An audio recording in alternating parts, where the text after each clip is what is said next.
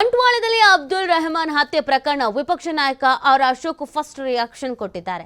ಈ ಸರ್ಕಾರ ಬಂದ್ಮೇಲೆ ಕಾನೂನು ಸುವ್ಯವಸ್ಥೆ ಹಾಳಾಗಿ ಹೋಗಿದೆ. ನಿಷೇಧಾಜ್ಞೆ ಹಾಕಿದ್ರು ಯಾವುದು ಸರಿ ಆಗಲ್ಲ.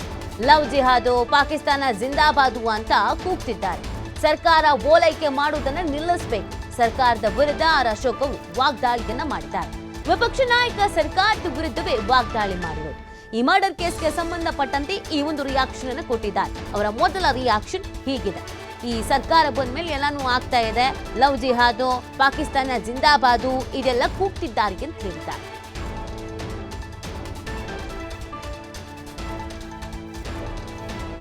ಘಟನೆ ನಿನ್ನೆ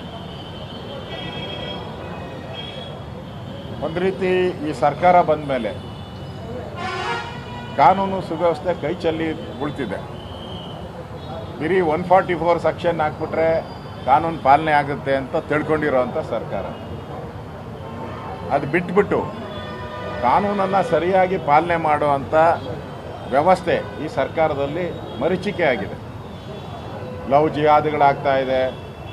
ಕರಾವಳಿ ಭಾಗದಲ್ಲಂತೂ ಈ ಭಯೋತ್ಪಾದನಾ ಚಟುವಟಿಕೆನೂ ಜಾಸ್ತಿ. ಪಾಕಿಸ್ತಾನ ಜಿಂದಾಬಾದ್ ಅನ್ನೋರು ಜಾಸ್ತಿ ಆಗ್ತಾ ಇದ್ದಾರೆ.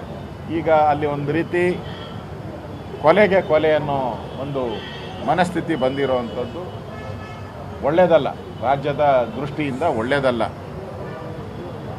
ಹಿಂದೆ ನಾವು ಹಿಂದೂ ಕಾರ್ಯಕರ್ತರ ಹತ್ಯೆ ಆದಾಗೂ ಕೂಡ ನಾವು ಪ್ರತಿಭಟನೆಯನ್ನು ಮಾಡಿದ್ರಿ, ಹೋರಾಟ ಮಾಡಿದ್ರಿ.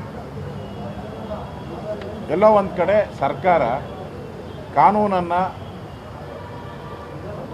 ಜಾರಿಗೆ ಮಾಡುವಂಥ ದೃಷ್ಟಿಯಿಂದ, ಯಾರನ್ನೋ ಓಲೈಕೆ ಮಾಡೋ ದೃಷ್ಟಿಯಿಂದ ಜನರ ಮನಸ್ಸಲ್ಲಿ ಏನಾಗ್ಬಿಟ್ಟಿದೆ, ಇದು ಓಲೈಕೆ ರಾಜಕಾರಣ ಮಾಡ್ತಾರೆ ಕಾಂಗ್ರೆಸ್ ಅವರು ಅಂತೇಳಿ ಜನರ ಮನಸ್ಸಲ್ಲಿ ಆಳವಾಗಿ ಹೋಗ್ಬಿಟ್ಟಿದೆ. ಇದರಿಂದ ಈ ಗಲಭೆಗಳು ನಡೀತಾ ಇದೆ. ಅದರಿಂದ ಸರ್ಕಾರ ನಾವು ಜನಪರವಾಗಿದ್ದೀರಿ, ನಿಷ್ಪಕ್ಷಪಾತವಾಗಿದ್ದೀರಿ ಅಂತ ಹೇಳಿದ್ರೆ ಈ ಥರದ ಕೊಲೆಗಳಿಗೆ ಅವಕಾಶ ಇಲ್ಲ. ರಾಜ್ಯ ಸರ್ಕಾರ ಎಲ್ಲೋ ಒಂದು ಕಡೆ ಮತೀಯವಾದಕ್ಕೆ ಪುಷ್ಟಿ ಕೊಡ್ತಾ